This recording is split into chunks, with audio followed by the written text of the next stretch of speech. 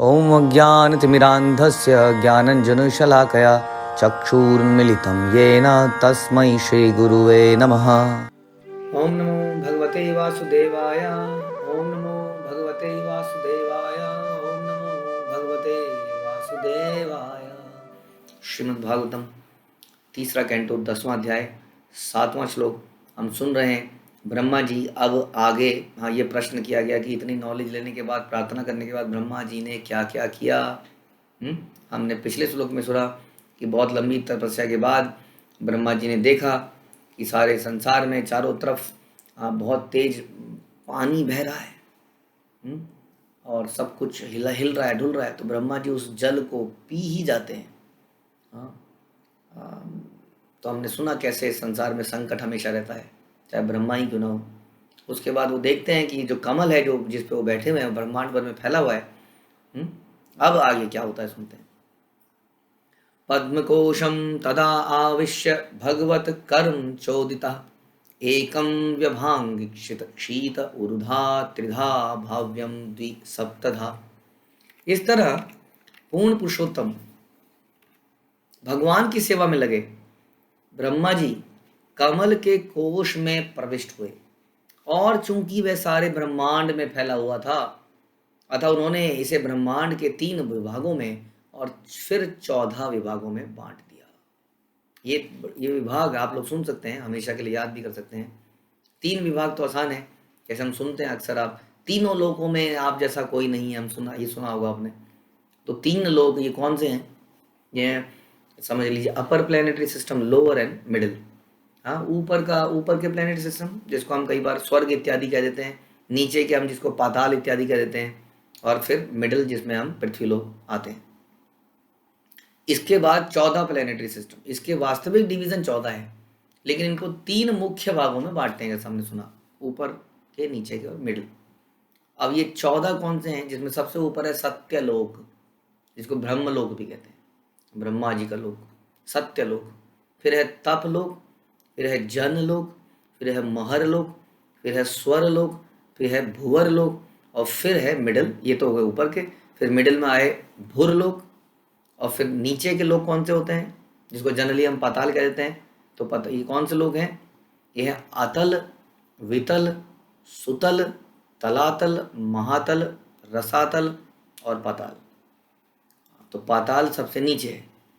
तो इस प्रकार ये 14 लोकों में ब्रह्मा जी इसको बांटते हैं फॉर इजी मैनेजमेंट, क्योंकि यहाँ पर अलग अलग तरह के लोग रहते हैं इन सभी जगहों पर। उसके बाद तो ये क्रिएशन का काम हो रहा है, तो ब्रह्मा जी ने अपना काम शुरू कर दिया है। आगे क्या होता है? एतावान जीव लोकस्य संस्था भेद समाहित धर्मस्य ही अनिमित्तस्य विपाक परमेष्ठी यसौ। परिपक्व दिव्य ज्ञान में भगवान की आयतों की भक्ति के कारण ब्रह्मा जी ब्रह्मांड के सर्वोच्च पुरुष हैं, इसलिए उन्होंने विभिन्न प्रकार के जीवों के निवास स्थान के लिए 14 लोकों का सृजन किया। तो विभिन्न प्रकार के लोग, क्योंकि संसार में असंख्य जीवात्मा हैं और सबकी अपनी अपनी डिजायर्स हैं, जिसको हम पूरा करना चाहते हैं जीते जी, लेकिन हो नहीं पाती है तो दूसरा जन्म लेते हैं, फिर उस जन्म में पूरा करते हैं। और अलग अलग लेवल पे हम पहुंचे होते हैं, अलग अलग डिज़ायर्स होती हैं, तो इसलिए अनेक शरीर होते हैं, अनेक लोक होते हैं, जहाँ की जलवायु इत्यादि सब डिफरेंट है। हम सुनते हैं सूर्य लोक में भी जीव हैं, तो वहाँ के जीवात्मा में इसका मतलब अग्नि तत्व अधिक होता होगा, जो अग्नि में जलते नहीं है। अब अग्नि को तो नहीं जला सकती। तो इस तरह से हर जगह का सिचुएशन बिल्कुल डिफरेंट है, वहाँ की डिज़ायर्स बिल्कुल डिफरेंट है। तो इसके लिए इतने सारे लोकों का निर्माण ब्रह्मा जी करते हैं। विदुर जी बोलते हैं और पूछते हैं मैत्री ऋषि से, यथा आर्थ बहुरूपस्य हरे अद्भुत कर्मणः काल आख्यम लक्षणम ब्रह्मन यथा वर्णया ना प्रभु। हे प्रभु, हे परम विद्वान ऋषि मैत्री मुनि, कृपया करके नित्य काल का वर्णन करें। ये काल क्या है? जो अद्भुत अभिनेता परमेश्वर का दूसरा रूप है, नित्य काल की क्या लक्षण है? कृपया करके हमसे विस्तार से कहें। समय, अक्सर आपने सुना होगा, समय बड़ा बलवान है, समय बड़ा इंपॉर्टेंट है, time is money, time is the most precious thing and all. बहुत सारी चीज़ें हम डिस्कस करते हैं टाइम के बारे में। तो बोलते हैं काल आखिर क्या है, इसके बारे में थोड़ा बताइए। तो मैत्रेय ऋषि बोलते हैं, मैत्रेय उवाच गुणव्यतीकर आकार निर्विशेष प्रतिष्ठितः पुरुषः तत् उपादानम आत्मानम लीलया असृजत। मैत्रेय ने कहा कि नित्य काल ही प्रकृति के 3 गुणों की अन्योन्य क्रियाओं का आदि स्रोत है। यह अपरिवर्तनशील और सीमा रहित है और भौतिक सृजन की लीलाओं में भगवान के निमित्त रूप में कार्य करता है। सीमा रहित है, काल समाप्त नहीं होता है, हमारा समय समाप्त हो जाता है। काल हमेशा से था और हमेशा ही चलता रहेगा, लेकिन हमारा काल समाप्त हो जाता है। हर वस्तु का काल समाप्त होता है। हर वस्तु का एक निश्चित समय है। हर चीज़ डेटीरियरेट होती है। हम देखते हैं कि इतने बड़े बड़े पत्थर बन जाते हैं, है ना, मिट्टी अलग अलग रिएक्शन धीरे धीरे दबाव से, प्रेशर से धीरे धीरे क्या लकड़ी से कोयला बन जाता है, पत्थर बन जाता है, फिर वो कोयला फिर से निकाला जाता है, उस कोयले को हम जला देते हैं, वो उड़ जाता है, वो पत्थर कहीं हमारे घरों में लग जाते हैं। हाँ, इस तरह से निरंतर यहाँ परिवर्तन होता रहता है, लेकिन ये काल हमेशा ही चलता रहता है। ये काल एक्चुअली में भगवान का स्वांश है, इसलिए भगवान कहते हैं कालोस में, गीता में, कि वो काल स्वयं भगवान का ही अंश है। इसको भगवान का निर्विशेष रूप माना जाता है। इसलिए काल के आगे कोई जीत नहीं पाया आज तक। हाँ, काल भगवान की ऐसी शक्ति है जो व्यक्ति को मारती है और व्यक्ति को पता ही नहीं चलता कि वो मर रहा है। बड़े से बड़े लोग भी काल के चक्कर में से बचते नहीं हैं। चाणक्य पंडित का कथन है कि काल के अल्पांश को भी करोड़ों डॉलर देकर भी नहीं खरीदा जा सकता। जो समय चला गया उसको आप वापस नहीं ला सकते। हम कई बार अपने बचपन के बारे में सोचते हैं, ऐसा लगता है कि कैसे बीत गया, अभी तो कितनी सारी बातें ध्यान में आती हैं। हाँ, हम ऐसा करते थे, हम ये करते थे, एकदम से लगता है ओह। कई बार कई लोगों को टेंशन हो जाती है, सुन के डिप्रेशन हो जाता है, ओह प्रभु जी, ऐसा लगता है आधी उम्र बीत गई अचानक से। आज अचानक से रियलाइजेशन हुआ है। तो हम चिंतन करते हैं तो हमें लगता है काल कितनी तेजी से बीत रहा है, और इसको हम वापस नहीं ला सकते। अतः बिना लाभ के खोए हुए काल का एक क्षण भी जीवन की सबसे बड़ी हानि है। और अक्सर हम जीवन का समय व्यर्थ में गवा देते हैं। जो इतना सब महत्वपूर्ण है, हाँ, उसको हम व्यर्थ की चीज़ों को देखने में, खाने में, सुनने में गंवा देते हैं। हमने आपको एक बार स्टोरी सुनाई थी लोमस ऋषि की। जो लोमस ऋषि की आयु इतनी बड़ी है कि ब्रह्मा जी की आयु उनके सामने कुछ नहीं है, आप समझ लीजिए। हाँ, लेकिन लोमस ऋषि को एक बार उनके शिष्य लोग बोलते हैं कि लोमस ऋषि आप इधर उधर घूमते रहते हैं, कुटिया बनाइए, उसमें जरा भजन करेंगे। तो कहते हैं कुटिया बनाने में कितना समय लगेगा, समय कहाँ है। अब उनके शिष्य देखते रह जाते हैं कि क्या बोल रहे हैं, इनके पास समय नहीं है। हाँ, अब हमारा हम क्या है समझिए। आप समझते हैं ब्रह्मा जी का एक दिन कितना करोड़ों वर्षों का है, अब सोच लीजिए। तो लोमस ऋषि का तो क्या है, और वो कहते हैं कि हमारे पास समय नहीं है। तो यही बताने का प्रयास है, एक भक्त के अंदर भी ये गुण पाया जाता है कि वो समय कभी बर्बाद नहीं होने देता। तो ये समय के कुछ लक्षण हैं, ये भगवान का निर्विशेष रूप है। इसलिए समय व्यर्थ करना मतलब भगवान को व्यर्थ करना अपने जीवन में। विश्वं वे ब्रह्म तंत्र तन्मात्रं संस्थितं विष्णु मायया ईश्वरेण परिच्छिन्नं कालेनाव्यक्ति मूर्तिना। यह विराट जगत भौतिक शक्ति के रूप में अप्रकट तथा भगवान के निर्विशेष स्वरूप काल द्वारा भगवान से विलग किया हुआ है। ये भौतिक जगत क्या है, हाँ, क्योंकि आध्यात्मिक जगत में, स्पिरिचुअल वर्ल्ड में, वैकुंठ में, गोलोक में काल का जो रूप है वो नहीं है, एब्सेंट है, काल नहीं है वहाँ पर काल मार नहीं रहा है। हाँ, हर क्षण में वहाँ पे परिवर्तन हो रहा है, मौसम में परिवर्तन, वो सब भगवान की लीला द्वारा हो रहा है। हमें यहाँ पर तो डिफरेंट है, यहाँ पे तो सूर्य आया और सूर्य गया, तो हमें एक दिन चला गया। वहाँ पर दिन चला गया जैसी कोई चीज़ नहीं है, लेकिन हाँ, वहाँ पे अलग अलग मौसम या चीज़ों में परिवर्तन भगवान की लीला के अनुसार होते रहते हैं। तो ये जो है, ये भौतिक सृष्टि क्या है, हाँ, ये निर्विशेष काल द्वारा भगवान से अलग की हुई लगती है। हाँ, ऐसा बता रहे हैं, प्रभुपाद बता रहे हैं। जैसे कि इसका एग्जाम्पल क्या है, इसका एग्जाम्पल है कि एक मनुष्य ने कुछ रिकॉर्डिंग करी और टेप में डाली या कहीं भी डाली, आजकल यूट्यूब में डाली, और उस रिकॉर्डिंग को अलग से चलाया गया। अब ये शक्ति उसी व्यक्ति की तो शक्ति है जो बोल रहा है, लेकिन अब ये उससे पृथक कर दी गई है। हाँ, इसको अलग से चलाया जा रहा है। ये व्यक्ति तो कंटिन्यूसली बोल सकता है, लेकिन ये रिकॉर्डिंग 30 मिनट की है, ये 30 मिनट ही चलेगी। अब यहाँ पर काल आ गया, थोड़ा सा समझने के लिए।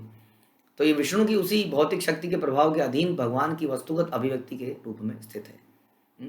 तो ये इसका एक एग्जाम्पल है कि कैसे इसको भौतिक जगत को काल द्वारा अलग किया जाता है और काल से प्रभावित जगह है ये।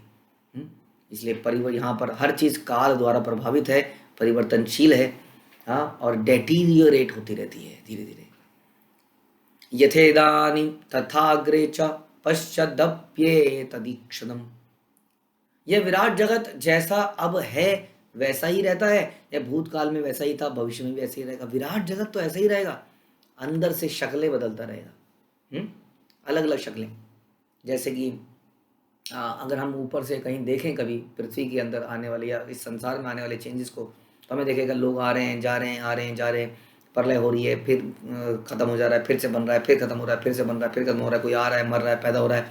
तो एक तरह से देखा जाए तो ये सब कांस्टेंट ही तो है, सेम चीजें होती जा रही हैं। तो इस प्रकार से विराट जगत पहले भी था, बाद में भी था, बट इसमें निरंतर इंटरनली परिवर्तन होते रहते हैं और ये बना का बना रहता है हमेशा। एक ऐसी जगह बनाई गई कि हमेशा जीवात्माएं यहाँ पर आती रहती हैं, शुद्ध होकर भगवान के धाम में वापस जाती रहती हैं। और काल के प्रभाव से यहाँ पर नित्य कोई ना कोई परिवर्तन होता रहता है और ये इसी प्रकार से चलता रहता है और ऐसा ही बता रहे आगे भी चलता रहेगा। सर्गो नवविधस्तस्य प्राकृतो वैकृतस्य कालद्रव्य गुणरस्य त्रिविध प्रतिसंग्रकमम्। उस एक सृष्टि के अतिरिक्त जो गुणों की अन्योन्य क्रियाओं के फलस्वरूप स्वाभाविक रूप से घटित होती है, 9 प्रकार की अन्य सृष्टियां होती हैं। नित्य काल भौतिक तत्वों तथा मनुष्यों के कार्य के गुण के कारण प्रलय 3 प्रकार का है। तो जैसा भी हमने डिस्कस किया, इस विराट जगत में प्रलय क्रिएशन अभी अभी हमने सुना पिछले अध्यायों में, किस प्रकार से ब्रह्मा जी का नया दिन आया तो उन्होंने प्रार्थना करी और फिर से क्रिएशन कर रहे हैं और फिर से प्रलय होता है। जनरली हम प्रलय को ऐसे समझ लेते हैं कि एक प्रलय होता है जब व्यक्ति अपने गुणों के अनुसार, कर्मों के अनुसार संसार में मृत्यु को प्राप्त करता है या शरीर त्यागता है और गुणों के अनुसार नया शरीर प्राप्त करता है। हाँ, एक प्रकार का उसके लिए एक आंशिक प्रलय हो गई। उसके अलावा जब ब्रह्मा जी का एक दिन समाप्त होता है, तो अभी हमने 14 प्लेनेटरी सिस्टम के बारे में सुना। उन 14 प्लेनेटरी सिस्टम में महरलोक के ऊपर यदि आप जाएंगे तो उन लोकों में ये प्रलय नहीं आती है। जब ब्रह्मा जी का दिन का अंत होता है तो महरलोक, जनलोक, तपलोक और सत्यलोक, इनमें प्रलय नहीं आती है, क्योंकि कहा जाता है कि इनमें वो लोग जाते हैं जो भक्ति द्वारा सिद्धि प्राप्त कर चुके हैं। लेकिन जब ब्रह्मांड का अंत होता है, ये ब्रह्मांड का अंत नहीं हुआ ना, ये ब्रह्मा जी के सोने का समय है, लेकिन जब ब्रह्मा जी की आयु समाप्त होती है वो हो गया संपूर्ण प्रलय। हाँ, और ऐसे में ये महरलोक, जनलोक, तपलोक, सत्यलोक के लोग, ऐसा सुनते हैं हम, ये भगवान के धाम में चले जाते हैं।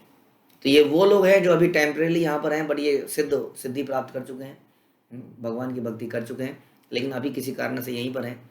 हाँ, तो इस प्रकार से प्रलय भी अलग अलग प्रकार की होती है। आंशिक प्रलय, पूर्ण प्रलय। पूर्ण प्रलय में सारे प्लेनेटरी सिस्टम समाप्त और आंशिक में महरलोक के ऊपर के सारे रहते हैं और नीचे के सारे जीव जंतु, यानी कि स्वर्ग लोग, स्वर्ग में कौन रहता है? देवता, यानी कि देवता भी मृत्यु को प्राप्त कर लेते हैं।